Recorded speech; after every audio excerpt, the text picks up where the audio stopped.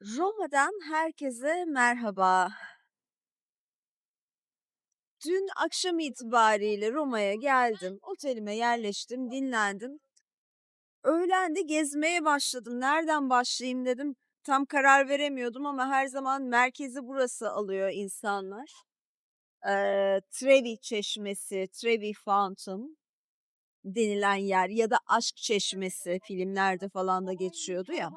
Hatta buraya para atarlardı ama artık atmıyorlar sanırım. Yani hiç atan görmedim. Ya aşk dileği için ya da şöyle bir laf varmış. Trevi'ye para atan Roma'ya tekrar geri döner diye. Eee, şöyle bulunduğum yer girişin 2 euro olduğu bir yer. Yani yukarıdan da geçebiliyorsunuz ama Çeşme'ye bu kadar yakın olmak ve fotoğraf çektirmek için, 2 euro vermeniz gerekiyor. Ben bilmiyordum zaten herkes kuyruk olup sıradan böyle geçiyordu. Ben de böyle yaptım. Arkada ise mesela arkada, para vermeden, Çeşme'yi çekenler var. Bu kadar yakından çekmiyorlar. Oturmak falan, hani, bazı yerlere yasak, bazı yerlerde dikilmek yasak. Yani, mesela şu hemen arkamda gördüğünüz yer bomboş. Çünkü orada tutmuyorlar sizi. Fotoğraf çekecekseniz aşağı inin deniyor. Evet. Ne demişler? Her yol Roma'ya çıkar, herhalde Çeşme'ye çıkıyor diye söz ediyorlardı. Bu Çeşme'ye para atan tekrar buraya geri gelir. Ama para atmayacağım yani. Geleceğim varsa gelirim diye düşünüyorum. Ve Roma bir günde inşa edilmedi demişler.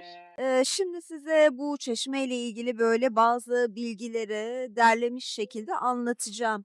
Trevie şu demek, 3 yol demek. 3 yolun kesiştiği bölgede olduğu için bu çeşme.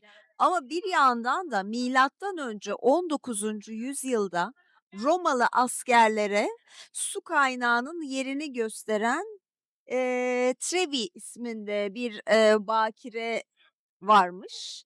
Oradan da alıyor ismini. Yani buna bir, tanrıça da denebilir, bir azize de denebilir. O zamanlar çok önemli, şimdi de önemli zaten su. Su kaynaklarını bulmak ve su kaynaklarını sonra su kemerleriyle çeşitli yerlere dağıtıyorlar. Çünkü Roma bir tarım toplumu. Hâlâ da tarım çok önemli zaten burada. Milattan önce 19. yüzyılda Augustus zamanında çeşmenin yapımına başlanıyor ve çeşme yapılıyor. Ve, eee İsa'dan sonra, milattan sonra 1600'lü yıllarda, Papa'nın kararıyla bu çeşmenin yeniden tasarlanması isteniyor.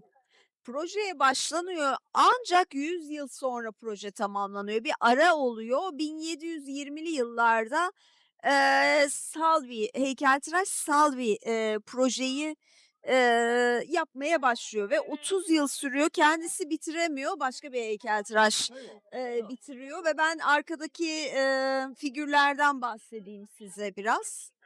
Çok kalabalık tabii doğal olarak.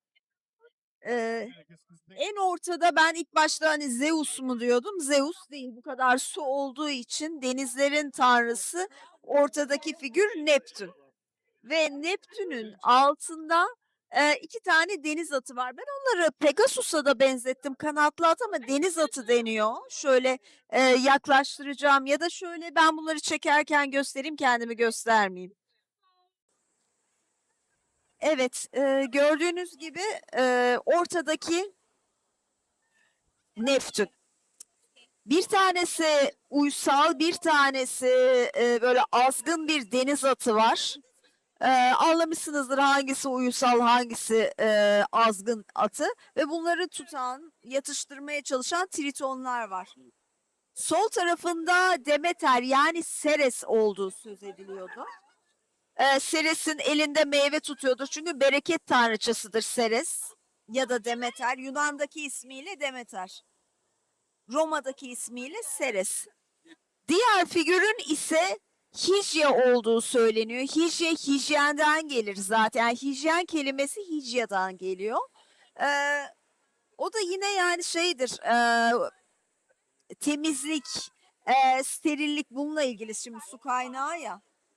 Ya da trivia olduğu söyleniyor. Bilemiyorum yani ikisi de olabilir. Heykeller böyle çeşitli kabartmalar falan da var. Şöyle suyu göstereyim. Ben buraya atmıyorlar para sanıyordum ama atılıyormuş. Şöyle etrafı da gösteriyorum.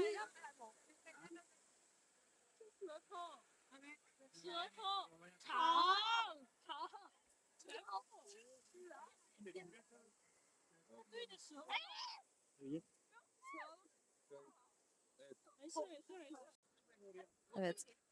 Dediğim gibi para atan görmüyordum. Bir Türk grup geldi. Evet duyuyorsunuzdur. Yani bir tek onlar atıyor para. Bir tek onların attığını gördüm. Şöyle tabii herkesin elinde makine var. Ben de atsam mı çaktırmadan? Evet, birazdan ayrılacağım buradan. Biraz çevresini gezerim. Sonra müze bakmak istiyorum yine. Hedefimde bazı müzeler var. Buradan şimdilik bu kadar. Başka bir yerde size yine paylaşımda bulunacağım. Böyle bir meydandayım. Bir contemporary art galerisi görmeye gidiyorum. Fondanza di Moma mıydı? Evet öyle bir şey. Bir dakika tekrar bakacağım zaten. Şöyle gezerken burası da bir alışveriş bölgesi sanırım. Şunu merak ettim. Sonra nedir diye bakacağım. İtalya'daki contemporary galerileri sordum. Bana bir liste verildi. 4 yer gezeceğim. Burası ilk tavsiye edilen yer. Fondaziano Memo. Memo hafıza demek olsa gerek. Buradaki sergiyi merak ediyorum. Bakalım nasıl bir şey çıkacak. Kapanışı rujla yapayım en iyisi. Evet, sergiyi beğendim genel olarak. Daha doğrusu Ramirez'i beğendim. Güzel bir galeri, güzel bir avlu. Böyle sergilerle de İtalya'dan size çeşitli videolar çekeceğim. Bu tür galerilerden, müze dışında da. Roma'da Navona Meydanı'ndayım. Yine çeşmeler falan. Ay keşke şuradaki şu çeşmenin arkasında şu Amazon Prime reklamı olmasaydı. Görsel zevkimi bozdu. Şurada da bir çeşme var, havuz var. Oraya doğru yürüyeceğim. Ondan sonra o civarda herhalde tam da kilisenin karşısında bir restoran falan seçebilirim.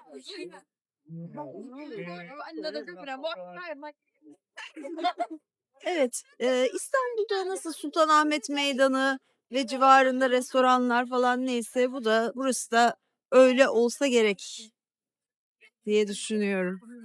Burası da bayağı bildiğin. Hani dedim yok ben Çeşme'ye gelmedim ve tekrar bu çeşme çıktı karşıma.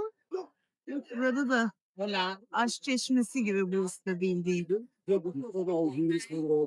Gece de çok güzel gözüküyor. Tabii gündüz de geleceğim. Gördüğüm iyi oldu.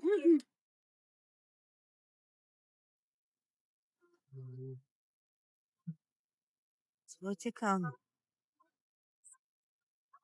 Her yer tamamen kuyruk. Ama bu kuyruğun başı sonu neresi? Benim biletim var. Nerede beklemem gerekiyor? Biletsizler nerede bekliyor? Bilmiyorum. Tabii çok muhteşem şu alan falan. Papa galiba şuradan mı selamlıyor halkı? Çok tatlıydı İstanbul'a geldiği zaman.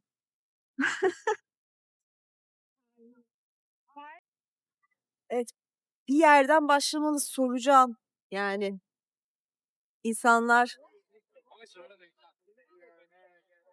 nerede neyi bekliyor, niçin? Vatikan Müzesi'ndeyim. Buraya giriş biraz zorluyor. Yani o kadar çok gruplar var ki. Ben de böyle bir grupla bilet almıştım. Ama sonra yani girişi bulmak, grubu ayarlamak, sonra grubu kaybettim. Şimdi kendim gezeceğim zaten müzeyi. Şapeli göstereyim istedim. İçeri gireceğim. Biraz da o kadar insanlara bağlı olma açıktan gezmek daha iyi olabilir. Şu an saat 3'ü 20 geçiyor ve 8'e kadar açıkmış. Bol bol gezebilirim. Ne güzel bir bahçe, öyle değil mi? Vatikan'ın bahçesi, hep de bunlar böyle konuşulur ya. İşte o kozalak, işte Pinalbes. Algıların kapılarının açıldığı, üçüncü gözümüzün açıldığı Pinalbes. Şöyle ortada bakmak istiyorum çünkü sonra akşam olacak. Akşamleyin böyle göremeyeceğim. Şöyle sakin sakin. İçerideki kalabalık da azalır. Böyle özgürce gezmek daha iyi grupla ve grubu takip etmek başka bir şey oluyor. That looks like three floor. What if in the center? I don't know. Maybe if I go closer. Şu da güzelmiş. Evet, bahçeyi böyle gezmek daha iyi şu saatte. Sakin sakin. Yeah. This is being there is a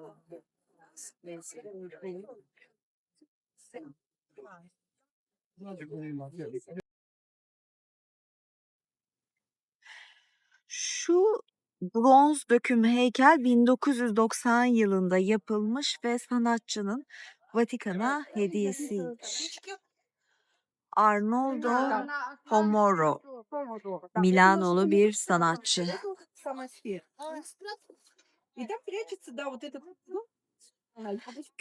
Küre ile birlikte gibisinden bir çeviri yapabiliriz. Böyle bir heykel. Gireceğim içeri birazdan.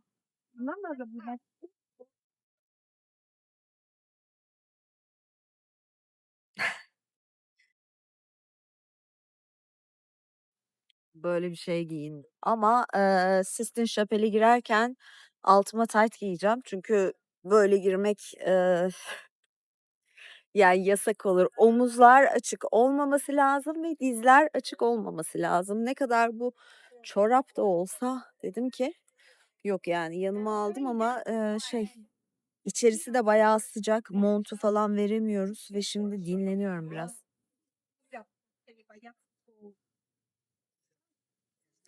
Ya buraya girene kadar yoruldum. Yani tüm Vatikan'ın çevresini tavaf etmiş oldum ya, hacı oldum. Ya çünkü hep yanlış yönlendirdiler. Soruyorum ve yanlış yere yönlendirince ne yapacaksın yani? Yoksa Google haritalara göre bakınca doğru yere gidiyorum. Ama hayır hayır burası, yok kuyruğun sonu şurası falan gibisinden beni biraz yanlış yönlendirdiler. Şimdi de biraz dinlenmem lazım çünkü çok yürüyeceğim. Burası da çok güzel, çok huzurlu. Ya hava böyle de olsa, evet dönüyor. Arkadaki küre dönüyor. Dönmesi lazımdı onun zaten. Demin niye duruyordu?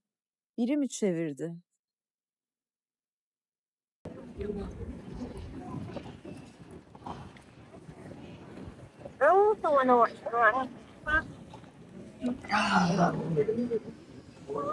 Hey.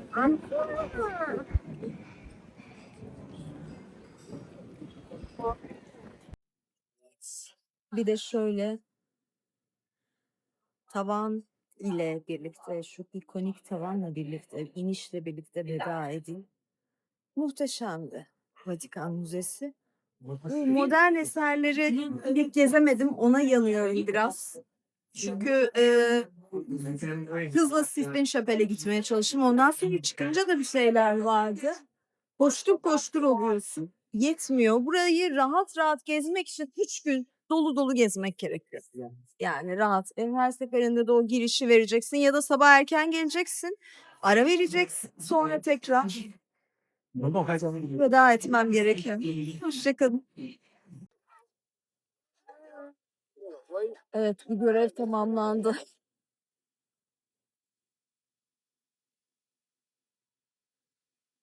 Şöyle.